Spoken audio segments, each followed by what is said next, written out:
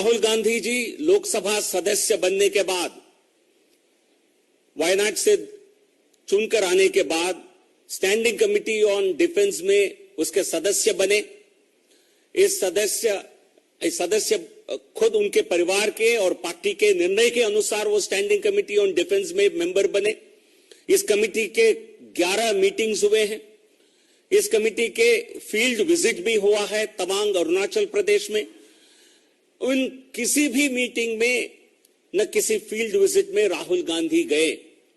इससे स्पष्ट जाहिर होता है राहुल गांधी और उनके परिवार को डिफेंस मैटर्स केवल कमीशन के संदर्भ में उनके लिए बहुत रुचि के विषय हैं, बट चर्चा के विषय और डिफेंस मैटर्स के बारे में चर्चा करना और आर्म फोर्सेस के उनके बारे में रिव्यू लेना, उनको मनोबल बढ़ाने के लिए कुछ बात कहना, ये राहुल गांधी के ये विषय नहीं है।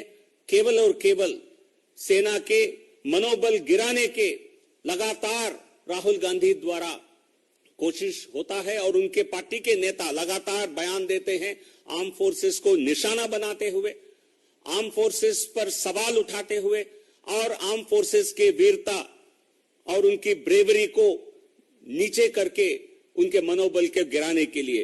तो इसलिए राहुल गांधी और कांग्रेस पार्टी को आज जवाब देना होगा कि राहुल गांधी क्यों गायब रहते हैं स्टैंडिंग कमिटी ऑन डिफेंस में कमिटी में, क्यों 11 मीटिंग्स में एक बार भी उन्होंने समय नहीं निकाला स्टैंडिंग कमिटी के मीटिंग्स अटेंड करने के लिए। क्या केवल कमीशन के मीटिंग्स वो अटेंड करते हैं? क्या कमिटी उनके लिए कोई मान्य नहीं रखता है? ये जवाब खुद राहुल गांधी जी को आज देना होगा। We demand an explanation from Rahul Gandhi as to why he chose to be absent from all the meetings of the Standing Committee on Defense, of which he is a member. He and his party have nominated him as a member on this very important standing committee, which deals with all matters concerning defense and armed forces.